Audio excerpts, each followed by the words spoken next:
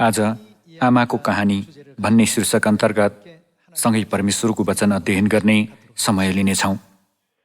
आमाको कहानी भन्ने पुस्तक चाहिँ सन् 2016मा मल्किसेदेक प्रकाशनद्वारा प्रकाशन गरिएको पुस्तक हो।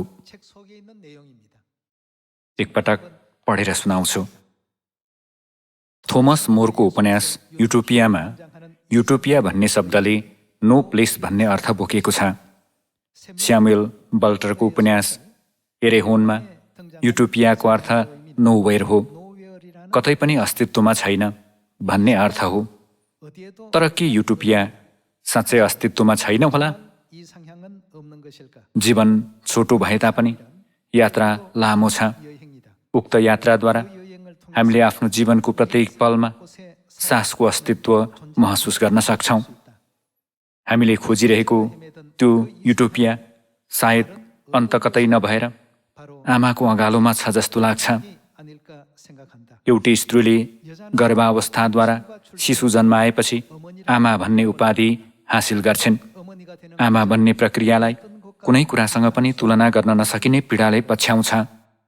तैपनि आमाहरूले त्यो पीडालाई पनि खुसीको नाउँ दिनुहुन्छ। त्यो भयानक प्रसव पीडालाई पनि कसरी खुसीको रूपमा लिन सकिएको होला? सबैभन्दा ठुलो पीडा दिने सन्तानलाई प्रेम गर्न कसरी सम्भव भएको होला? यहाँहरू र म लगायत संसारका सबै प्राणीहरू आमाको प्रेममा जिरहेका छौँ। परमेश्वर सबै ठाउँमा रहन सम्भव नभएकोले उहाँले आमा बनाउनुभयो भन्ने गरिन्छ। आमाको रूपमा परमेश्वर जहाँ तहीँ अस्तित्वमा हुनुहुन्छ भन्ने अर्थ होइन र? यी सबै सृष्टिको सुरुदेखि बाइबलका कहानीहरूभित्र पत्ता लगाउन सकिन्छ। एपिलोगमा आमाको विषयमा संक्षिप्तमा त्यसरी लेखिएको छ। उत्पत्तिको पुस्तकमा हेर्ने हो भने परमेश्वरले आदमलाई गहिरो निन्द्रामा पार्नु भएपछि तिनको करङबाट बनाउनु भएको अस्तित्वलाई कुन नाउँ दिइयो त?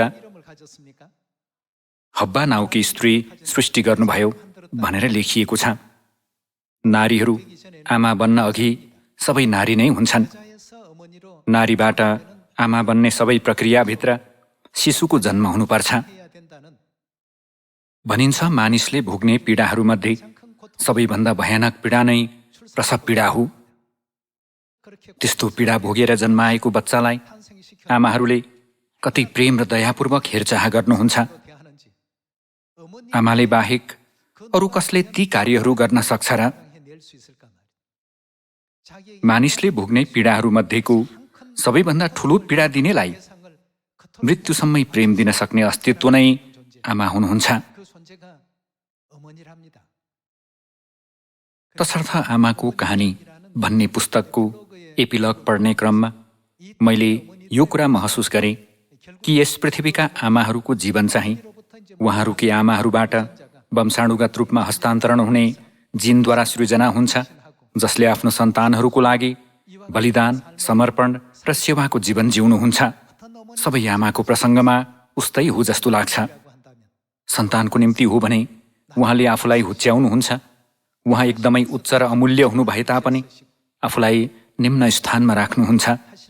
त्यसो गर्न सक्ने व्यक्ति आमा बाहेक कोही छैन। परमेश्वरले किन त्यसरी बनाउनु भएको होला? आज यी विषयहरूबारे बाइबलद्वारा अध्ययन गरौँ।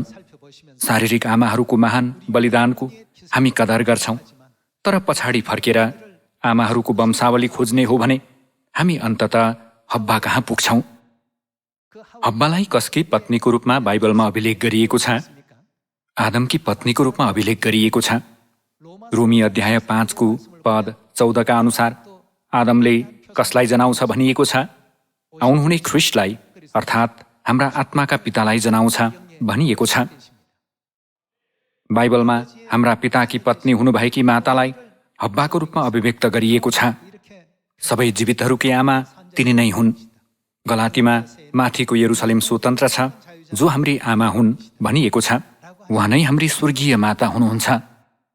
आमाले पनि प्राय आफ्नै आमालाई सम्झनुहुन्छ अनि आमाकी आमाले पनि आफ्नै आमालाई सम्झनुहुन्छ।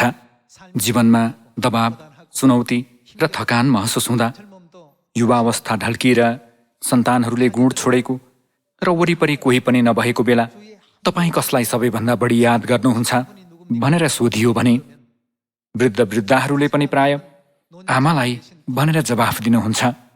80 देखि 90 वर्षका हजुरबुवाहरूलाई सोद्धा पनि आमालाई नै एकदमै याद गर्ने गरेको कुरा बताउनुहुन्छ। मानिसहरूले संसारकै सबैभन्दा सुन्दर शब्द के हो भनेर खोजी गर्दाखेरि आमा भन्ने शब्द नै सबैभन्दा सुन्दर शब्द रहेको कुरा पत्ता लगाएका छन्। सबैको हृदयमा आमा हुनुभएको कुराले हाम्री आत्मिक माताको बलिदान र प्रेमलाई जनाउँछ अनि माताले सन्तानहरूलाई सुसमाचारको बाटोमा मौनतापूर्वक डोर्याउनु हुने कुरालाई जनाउँछ। यी सबै कुराहरू अन्ततः माताप्रति तृष्णा लिने गराउने तत्त्वहरू हुन् जस्तो लाग्छ। तसर्थ आज आमाको कहानी भन्ने शीर्षक अन्तर्गत गलाती 4 को 28 को वचन सँगै हेर्नेछौँ। गलाती अध्याय 4 को पद 28 को वचन हेर्ने हो भने, अब हे भाइ हो, इसहाक जस्तै हामी पनि प्रतिज्ञाका सन्तान हौं। तर त्यसबेला जसरी शरीर अनुसार जन्मेकोले आत्मा अनुसार जन्मेकोलाई सताउँदथ्यो, अहिले पनि त्यस्तै छ भनिएको छ। पद 28 मा दिइएको वचन हेर्दा हामीलाई इसहाक जस्तै प्रतिज्ञाका सन्तान भनिएको छ। यसरी परमेश्वरलाई विश्वास गरेर मुक्तिको मार्गमा हिँड्ने मानिसहरूको विषयमा बाइबलमा वर्णन गरिएको छ। त्यसो भए परमेश्वरले हामीलाई प्रतिज्ञाको सन्तान बनाउनको लागि कस्तो प्रतिज्ञा गर्नुभएको छ होला? हामी पहिलो यूहन्ना अध्याय 2 मा एकपटक हेरौँ।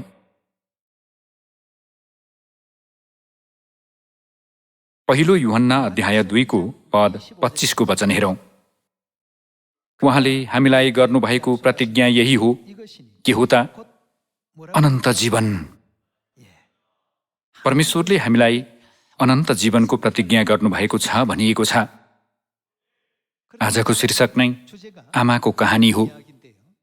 के जीवनलाई आमाबाट अलग गर्न सकिन्छ?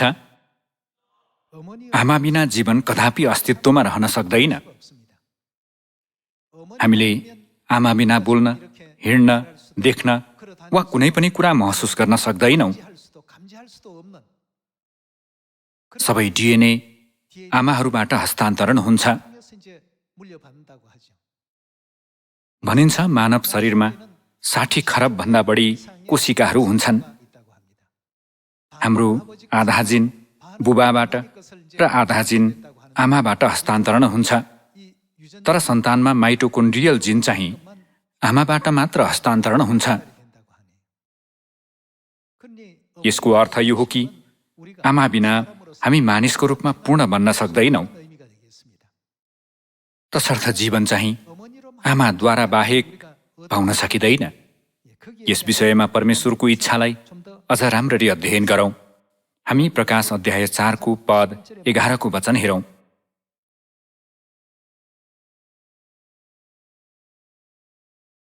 प्रकाश अध्याय 4 को पद 11 को वचन हेरौँ। हे हाम्रा प्रभु र परमेश्वर, तपाईँ महिमा, आदर र शक्ति ग्रहण गर्ने योग्यको हुनुहुन्छ, किनभने सबै कुरा तपाईँले नै सृष्टि गर्नुभएको हो र तपाईँकै इच्छा बमोजिम ती अस्तित्वमा आए र तिनको सृष्टि भयो भनिएको छ। सबै थोक परमेश्वरले सृष्टि गर्नुभयो। कसको इच्छा बमोजिम सबै कुरा अस्तित्वमा आए? प्रभुको इच्छा बमोजिम, अर्थात् परमेश्वरको इच्छा बमोजिम। त्यसो भए के परमेश्वरले आमा बिना बुवाद्वारा नै जीवन जन्मन सक्ने गरी जति पनि सृष्टि गर्न सक्नुहुन्न थियो र? किनभने उहाँ सर्वशक्तिमान परमेश्वर हुनुहुन्छ। तर उहाँले त्यसो गर्नु भएन। आमाद्वारा मात्र सन्तान जन्मने गरी बनाउनु भयो।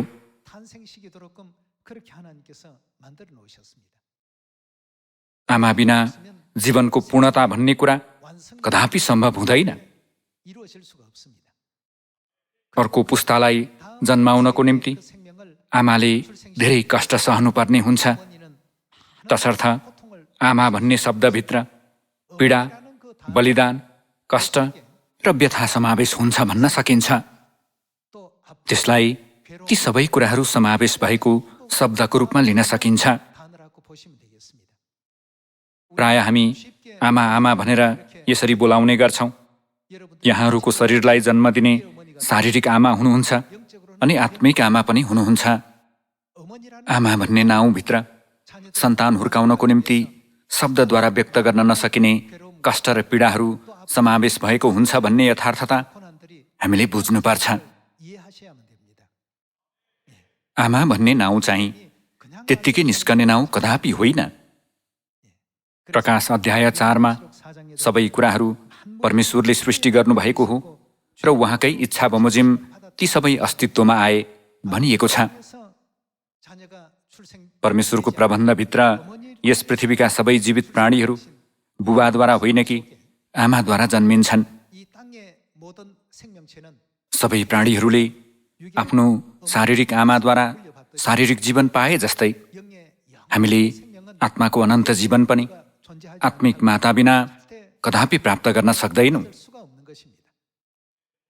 परमेश्वरले हामीलाई उहाँको यो प्रबन्ध बोध गराउनको निम्ति समुद्रका माछादेखि लिएर आकाशका पक्षीहरू र जमिनमा चलहल गर्ने जीवजन्तु सबैलाई आफ्नै आमाद्वारा जीवन पाउने गरी डिजाइन गर्नुभयो।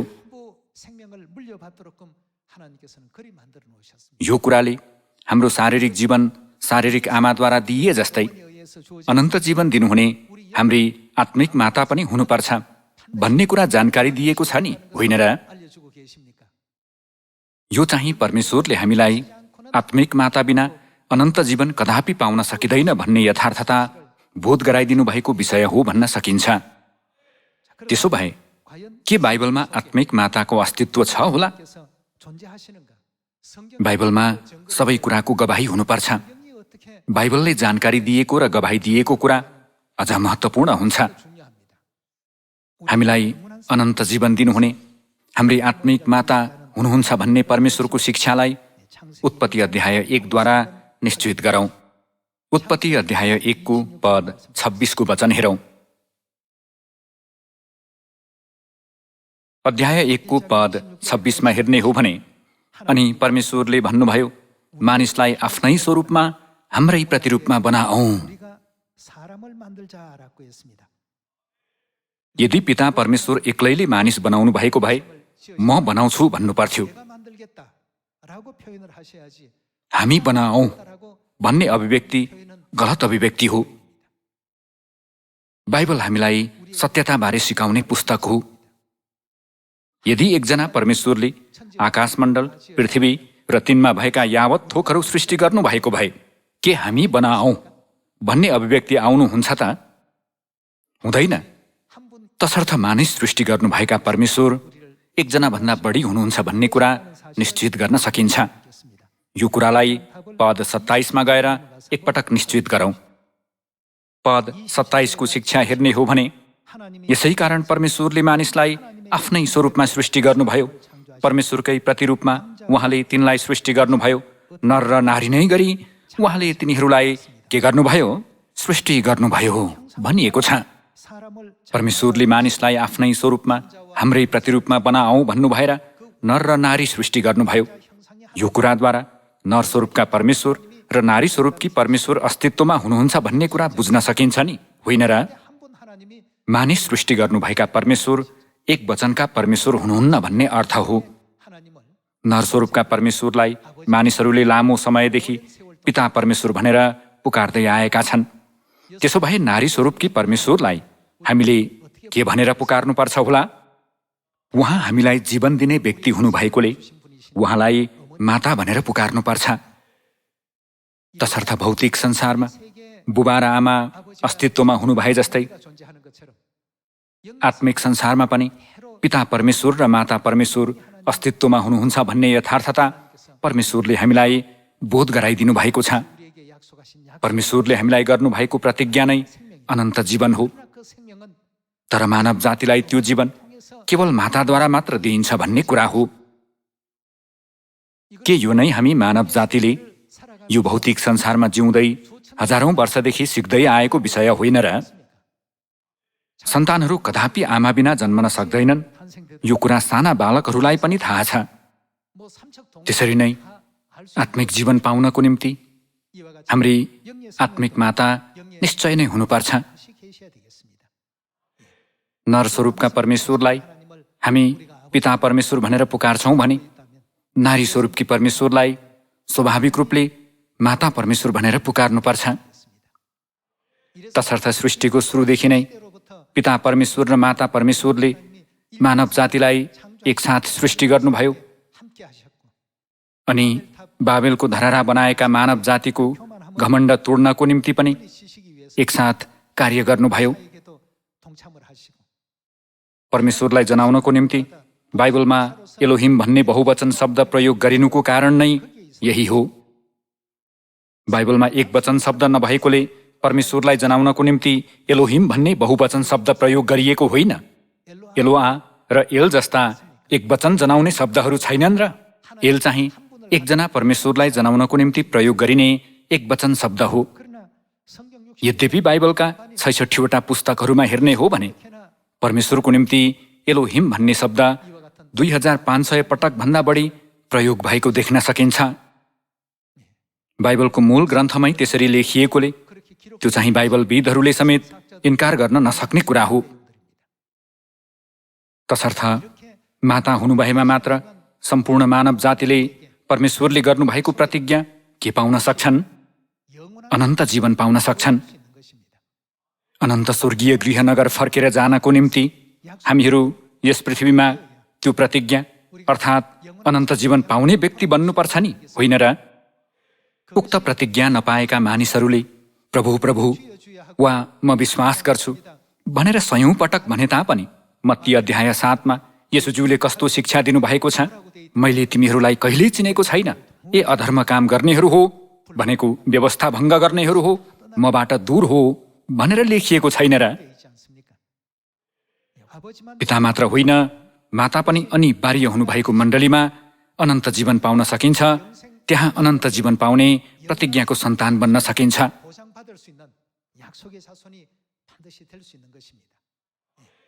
माता बिना के हामी प्रतिज्ञाका सन्तान बन्न सक्छौँ?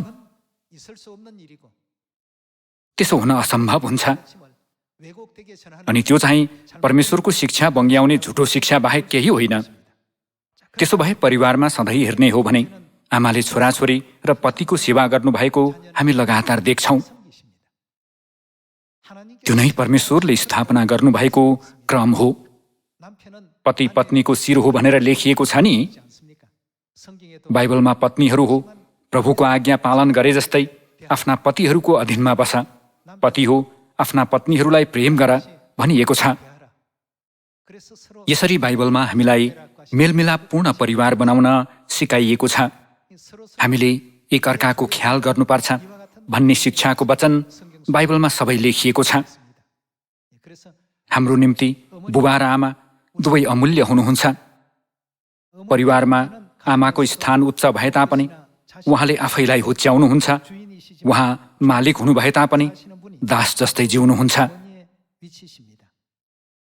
भनिन्छ सन्तानप्रतिको आमाको प्रेम चाहिँ आमाकी पनि आमाबाट अनि ती आमाकी पनि आमाबाट गर्दै हस्तान्तरण हुँदै आउने जिन हो।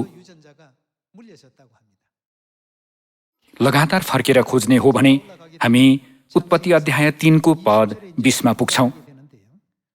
उत्पत्ति अध्याय 3 को पद 20 मा हेरौँ।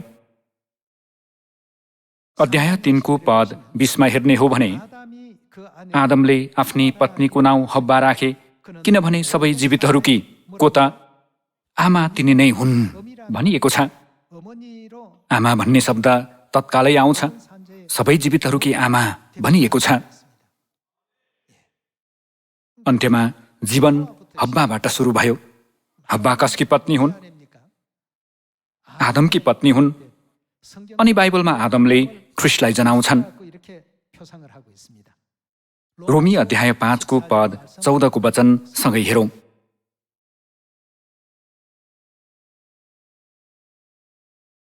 पाँच को 14 मा हेर्ने हो भने आदमदेखि लिएर मूसासम्मका मानिसहरूमाथि मृत्युले राज्य गर्यो।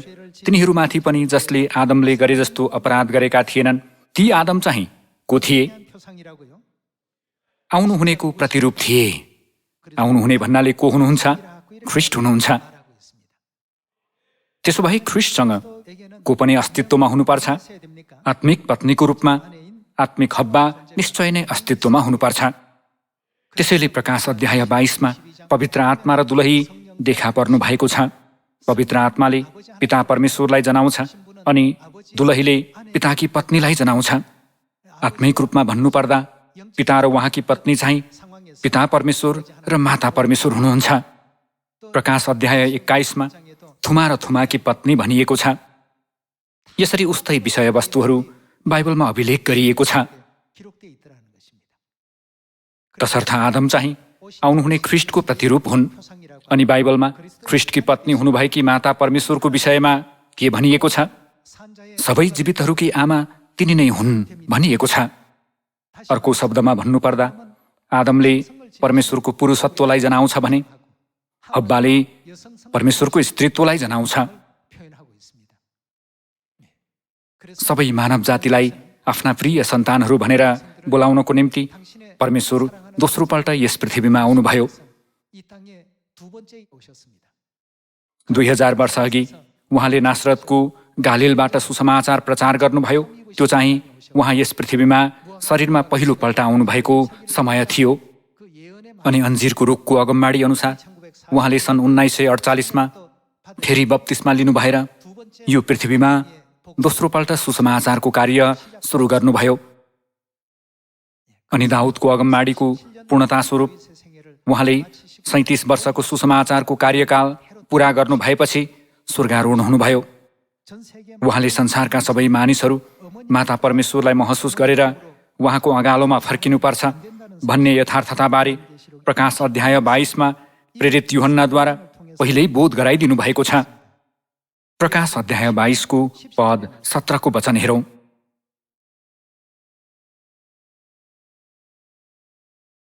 पवित्र आत्मा र दुलही भन्नुहुन्छ आउनुहोस्। अर्को शब्दमा भन्नुपर्दा पिता र माता भन्नुहुन्छ। के भन्नुहुन्छ? कस कहाँ आओ? पवित्र आत्मा र दुलही कहाँ आओ भन्नुहुन्छ। सम्पूर्ण मानव जातिले मातालाई महसुस गरेमा विश्वास पूरा हुन सक्छ भन्ने अर्थ हो। पितालाई चिनेमा मातालाई चिनेमा मात्र पिता माता कहाँ फर्कन सकिन्छ।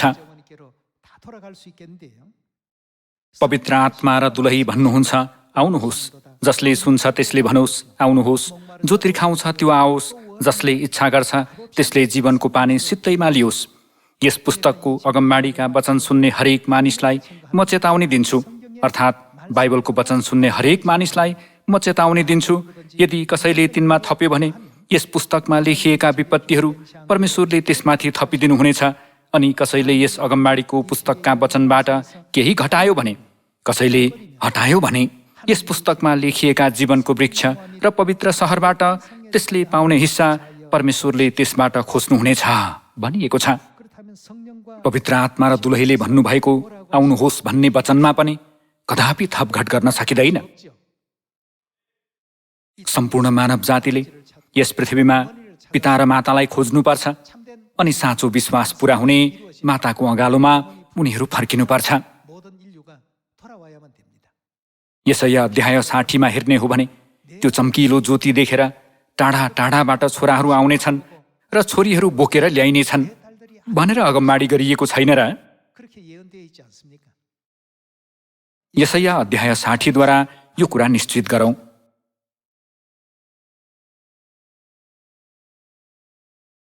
यसैया अध्याय 60को पद 1मा हेरौँ। उठ प्रकाशमान हो। यहाँ प्रकाशमान हो भनेर कसको प्रकाशलाई जनाइएको हो भनेर एकपटक ध्यान दियौँ।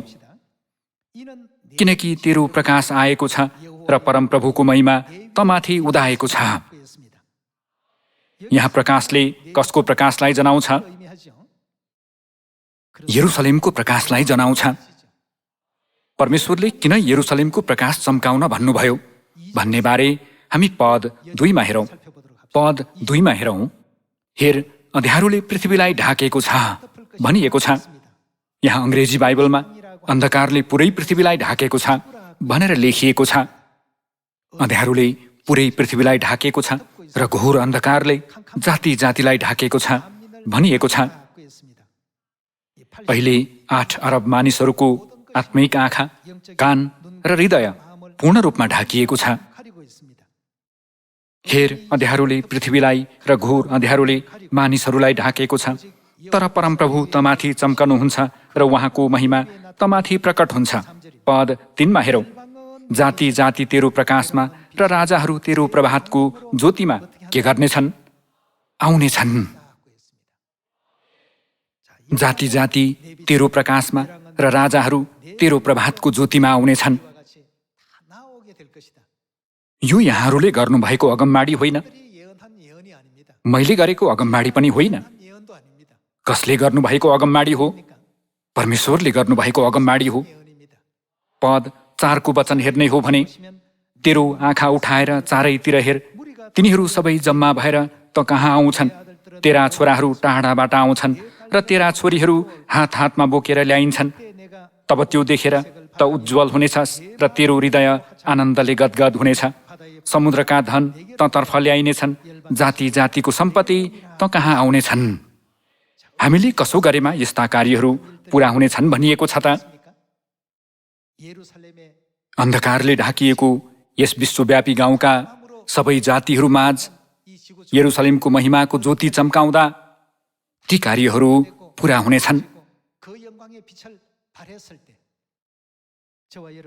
म र यहाँहरू माताको नाउँ अघि स्वर्गमा गरेका पापहरू र पृथ्वीमा गरेका सबै पाप र अपराधहरू क्षमा पाएर अनन्त स्वर्गीय गृहनगर फर्कने स्वर्गीय सन्तान बन्ने छौँ भनी विश्वास गर्दछु। माता भन्ने नाउँ चाहिँ हामीलाई जीवन दिनको निम्ति उहाँले भोग्नु भएको कष्टको जीवित प्रमाण हो। चरम पीडापछि प्राप्त हुन सक्ने नाउँ नै आमा भन्ने नाउँ हो। त्यो नाउँ सजिलैसित त्यत्तिकै आफै बन्ने नाउँ होइन नि। त्यसैले माताले सधैँ यहाँहरू नै मेरो एकमात्र रुचि र जीवनको सर्वस्व हुनुहुन्छ भनेर हामीलाई भन्नुहुन्छ।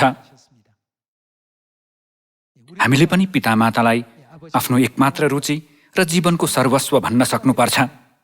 यस्तो मनस्थिति लिएर परमेश्वरको महिमा सामरियामा र पृथ्वीको अन्तिम छेउसम्म फैलाऊ अनि परमेश्वरका शिक्षाहरू सुनाऊ।